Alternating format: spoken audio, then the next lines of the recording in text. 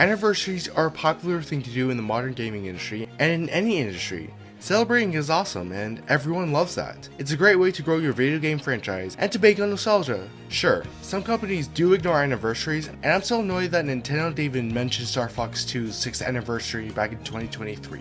And today, it's not just any anniversary. It happens to be my 18th anniversary on planet Earth. I should probably be productive with my life and get a job, but here we are. So, to celebrate, I figured I'd look at several anniversaries over the years and just talk about them, since they often have a lot more to them versus any other industry. Compared to books or movies, the most you can do with an anniversary celebration is putting a new cover on or putting a sticker or two and calling it a day. I mean, just look at the Disney 100th anniversary celebration. And let me tell you, that ain't anything special.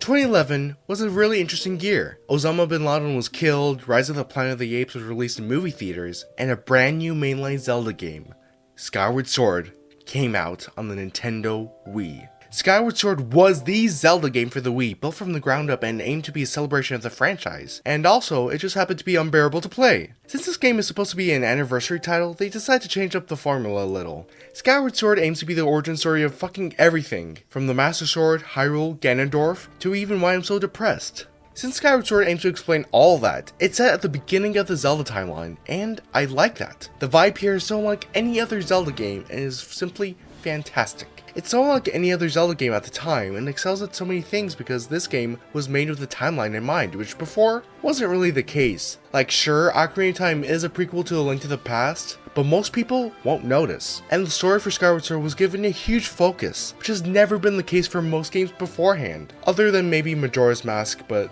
that's it. Though, even with all this, it kinda sucks that Skyward Sword fucking sucks. And that's it for my negativity, because I do think this game is still great, even with all of its flaws that brings it down. If we look at the story, you can instantly tell this is one of the franchise's greatest stories ever told, and also, it has some of the best characters overall. While I do love Twilight Princess, Midna there was the only really great character. There are memorable ones sprinkled, but that's because of other reasons. Link has never been more expressive in a Zelda game before, and his character is cool even if he's still a silent protagonist. But the faces he makes are so funny, and his relationship with Zelda is one of my favorites in the series, just behind Breath of the Wild. And as a rival, Groose delivers. He's a funny jerk, but a jerk that grows throughout the story. Overall, Skyward Sword is an interesting game to me. As an anniversary title, it doesn't feel forced by making a spin-off with tons of characters from throughout the franchise in a gacha game, and instead this feels organic and looks at the strengths of the series. Though, by trying to do so much in this game, Skyward Sword fails in areas that it needs to the most, and the most obvious part is the combat. While an interesting idea, it just felt horrible on the Wii and annoying on the Nintendo Switch.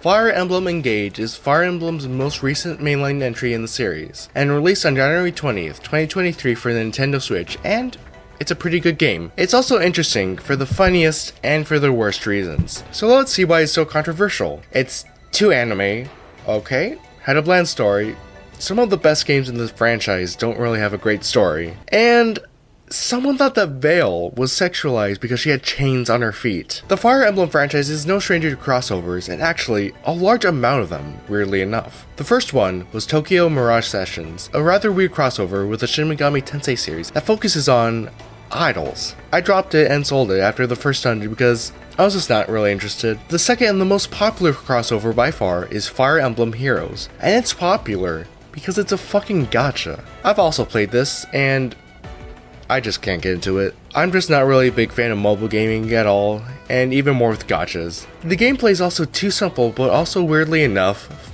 really fucking complex, which feels weird for a mobile game. And then there's Fire Emblem Warriors. I'm guessing after the success of Hyrule Warriors, Nintendo and Koei Tecmo wanted to go with Fire Emblem next, which does make sense. I mean the series has swords and other types of weapons. What doesn't make sense is how low effort it is, which sucks. It's barely a franchise crossover, with it representing mainly characters from Shadow Dragon and the Light of Light, Awakening. Even as a fan who hasn't played most of the games in the series, it's just incredibly underwhelming and feels kinda generic. It's not bad, but I just wish they did more of it. There's also Three Hopes, which is better, but it's also just a Three Houses crossover, so that doesn't really count. And finally, we arrive at Fire Emblem Engage. Versus other crossovers in the series, this was a mainline entry. And even though this is a crossover with old characters coming back, there is a completely unique cast here. A lot of the discourse around Engage was that it's not that similar to Three Houses in a lot of ways, which I think is kind of dumb. Three Houses is very different from previous entries, and hell, was even developed by a different developer, that being Koei Tecmo's Ko Shibusawa. I can see why people would want another story-heavy Fire Emblem game, but honestly, the more I think about Three Houses, the more mixed I am. It's just trying too much, and it gets really tiring after 3 playthroughs. I much prefer Engage, with its focus being more on the gameplay like the older Fire Emblems. Though, I won't sugarcoat it, Engage's story is nothing special and is nothing more than defeating an evil dragon, and it has a lot of staple Fire Emblem tropes. A parent dies, the protagonist has blue hair, there's a Jagan-like character, and the big bad is a fucking dragon. Though, if I may, I'll spoil a little bit of the story that I think was actually pretty cool. There's a point in the story where Elior dies. It comes back through the other emblems, making her the fucking Fire Emblem. So since I mentioned earlier that Engage focuses more on the gameplay, let's head into it. Instead of focusing on the story, it focuses on refining the gameplay from the series into something that just feels amazing. The biggest new feature here are the emblems, of course. Emblems are heroes from past Fire Emblem entries, though they're more like cool ghosts or spirits. When summoned, they give you new abilities, and once you fill up a meter enough, you can engage with them. It's been said countless times to death now, but the gameplay Engage is simply phenomenal and my favorite in the series. Even without the emblems in Engage, they added a lot of new gameplay features and enhanced the overall experience to make this unforgettable. And they also brought back the weapon triangle from previous entries, which was really missing from Three Houses. So there's a new feature in Fire Emblem Engage, and that's called Break. With the right weapon equipped, you can break an enemy and they won't be able to counterattack. But also, the enemies can also do that right back at you, so you have to be careful. And also, after every battle, you're able to explore the map you were just on to talk to allies and to pick up items. And I really like it, and it helps to make the world feel more real to me. And back to the emblems. The emblems are so fucking cool. Even without actively engaging an emblem, a unit gets increased stats when equipping an emblem. But when you finally engage with an emblem, a couple of things happen. You get new abilities, duh. You get stronger, awesome. Your hair changes color. As a crossover, it did more than just be a gacha game. It did more than bundle characters together. It showed the world what the potential of a true crossover could be, and it's amazing. It's not only fun as a mainline entry, but also as a crossover that celebrates a franchise. And on the music side, I do think it's weaker than Three Houses, but it's still so good in a completely different way. Given that Three Houses is more epic and dramatic in every way, it had a dramatic soundtrack. Here though, since Engage is more silly, the opening for example, it scares the living hell out of me whenever I boot up the game, but makes me smile so much whenever the vocals kick in. The classic Fire Emblem theme here just feels so good, and it's awesome. And that's it for Fire Emblem Engage. While technically it's not an anniversary title, it feels like it in every way. While I do believe there are aspects that Engage could have done better, like the story, 3D models, UI, I can't help myself from loving Engage. Even if you do think it's bad and none of this has changed your mind about the game, I do hope you see that this game was made with a lot of love.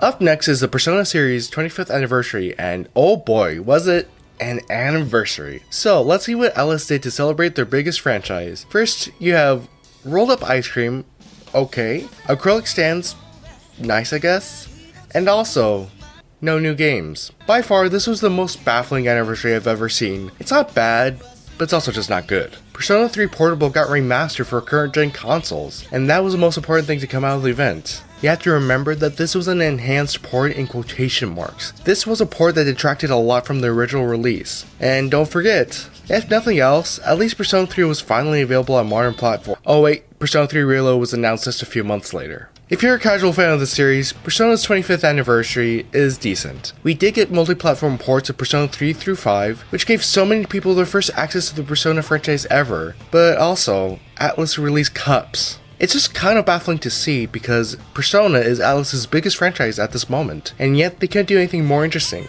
And I wish they ported the first 3 Persona games to modern platforms, but Atlus is just doing an Atlus moment, so no. It's a real shame, because I feel like we could have seen a lot more from Atlus in Persona's 25th anniversary. Persona 4 Arena Ultimax is a cool spin-off, but at the time, Persona 4 Golden wasn't available on any of the consoles, so this was just another Persona 5 tracker situation. Matthew is out of here!